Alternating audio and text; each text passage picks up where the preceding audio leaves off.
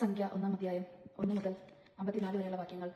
ജനസംഖ്യ. ഇസ്രായേൽ ജനം ഈജിപ്തിൽ നിന്ന് പുറപ്പെട്ടതിന്റെ 2-ാം വർഷം 2-ാം മാസം 1-ാം ദിവസം സീയോൻ മരുഭൂമിയിൽ സമാഗമന കൂടാരത്തിൽ വെച്ച് കർത്താവ് മോശെയോട് കൽപ്പിച്ചു. ഗോത്രവും കുടുംബവും തിരിച്ച് ഇസ്രായേൽ സമൂഹത്തിലെ സകല പുരുഷന്മാരുടെയും കണക്കെടുക്കുക. 20 അതിനു മേലും വയസ്സുള്ള യുദ്ധം ചെയ്യാൻ കഴിവുള്ള ഇസ്രായേലിലെ സകലരെയും ഗണം തിരിച്ച് എണ്ണുക. നീയും അഹരോനും കൂടിയാണ് കണക്കെടുക്കേണ്ടത്. ഓരോ ഗോത്രത്തിൽ നിന്ന് ഒരു തലവനെ കൂടെ കൊണ്ടുപോകണം. നിങ്ങളെ സഹായിക്കാൻ വരേണ്ടവർ ഇവരാണ്. റൂബനിൽ നിന്ന് ഷിദെയൂരിന്റെ പുത്രൻ എൽസൂർ. ഷിമയോനിൽ നിന്ന് സുരക്ഷിതായുടെ പുത്രൻ ഷലൂമിയേൽ. യൂദായിൽ നിന്ന് അനാന്താവിന്റെ പുത്രൻ നഹ്ശോൻ. ഇസഹാക്കറിൽ നിന്ന് സുവാറിന്റെ പുത്രൻ നെത്താനീൽ.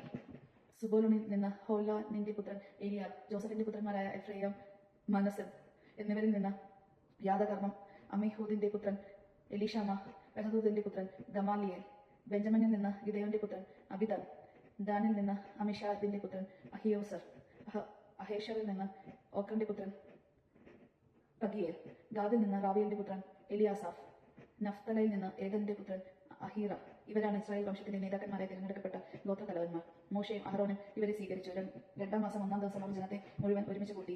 ഓരോരുത്തരുടെയും കുടുംബം, ഗോത്രം ഇവയനുസരിച്ച് 20 അതിൽ കൂടുതലും വയസ്സുള്ളവരെ ആളാം പ്രതി പട്ടികയിൽ ചേർത്തു. അങ്ങനെ കർത്താവ് കൽപ്പിച്ചതുപോലെ സീയോൻ മരുഭൂമിയിൽ വെച്ച് മോശെ ഇസ്രായേൽ ജനത്തിന്റെ കണക്കെടുത്തു. ഇസ്രായേലിന്റെ ആദ്യജാതനായ റൂബന്റെ ഗോത്രത്തിൽപ്പെട്ടവർ തലമുറ, വംശം, കുടുംബം, പേര് ഇവയനുസരിച്ച് തിട്ടപ്പെടുത്തിയപ്പോൾ 20 അതിനു മേലും വയസ്സുള്ള യുദ്ധശേഷിയുമുള്ളവർ 46,500. ഷിമയോന്റെ ഗോത്രത്തിൽപ്പെട്ടവർ തലമുറ, വംശം, കുടുംബം, പേർ ഇവയനുസരിച്ച് തിട്ടപ്പെടുത്തിയപ്പോൾ 20 അതിനു മേലും വയസ്സുള്ള യുദ്ധശേഷിയുള്ളവർ 59,300. ഗാദിന്റെ ഗോത്രത്തിൽപ്പെട്ടവരിൽ തലമുറ, വംശം, കുടുംബം, പേര് ഇവയനുസരിച്ച് തിട്ടപ്പെടുത്തിയപ്പോൾ 20 അതിൽ മേൽ വയസ്സുള്ള യുദ്ധശേഷിയുള്ളവർ 46,530. യൂദയുടെ ഗോത്രത്തിൽപ്പെട്ടവർ തലമുറ, വംശം, കുടുംബം, പേര് എന്നിവയനുസരിച്ച് തിട്ടപ്പെടുത്തിയപ്പോൾ 20 അതിനു മേലും വയസ്സുള്ള യുദ്ധശേഷിയുള്ളവർ 74,700. ഇസഹാക്കിന്റെ ഗോത്രത്തിൽപ്പെട്ടവർ തലമുറ, വംശം, കുടുംബം, പേർ ഇവയനുസരിച്ച് തിട്ടപ്പെടുത്തിയപ്പോൾ 20 അതിനു മേലും വയസ്സും യുദ്ധശേഷിയുമുള്ളവൻ 54,400. സെബൂലൂൻ ഗോത്രത്തിൽപ്പെട്ടവർ തലമുറ, വംശം, കുടുംബം, പേര് ഇവയനുസരിച്ച് തിട്ടപ്പെടുത്തിയപ്പോൾ 20 അതിനു മേലും വയസ്സും യുദ്ധശേഷിയുള്ളവർ 57,400.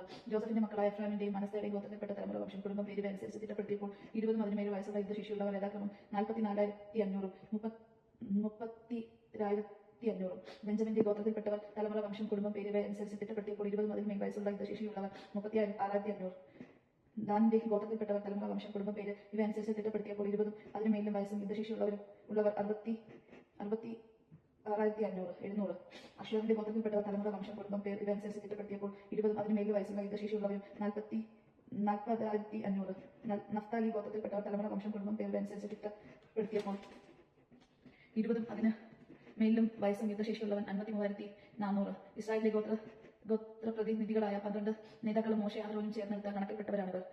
ഗോത്രമായി 20 അതിൽ മേലും വയസ്സ് പ്രായത്തിൽ ഇസ്രായേലിലെ യുദ്ധശേഷിയുള്ള പുരുഷന്മാർ ആകെ 6,03,550 ആയിരുന്നു. ലേവി ഗോത്രത്തെ ജനസംഖ്യയിൽപ്പെടുത്തിയില്ല, കാരണം കർത്താവ് മോശയോട് അരുളി ചെയ്തിരുന്നു, ലേവ്യരെ നീ എണ്ണരുത്, ഇസ്രായേലിന്റെ ജനസംഖ്യയിൽ അവരുടെ എണ്ണം ചേർക്കുകയും അരുത്. എന്നാൽ സാക്ഷ്യകൂടാരവും അതിലെ ഉപകരണങ്ങളും അതുമായി ബന്ധപ്പെട്ട സകലതും ലേവ്യരുടെ മേൽനോട്ടത്തിനായി തിരിക്കണം.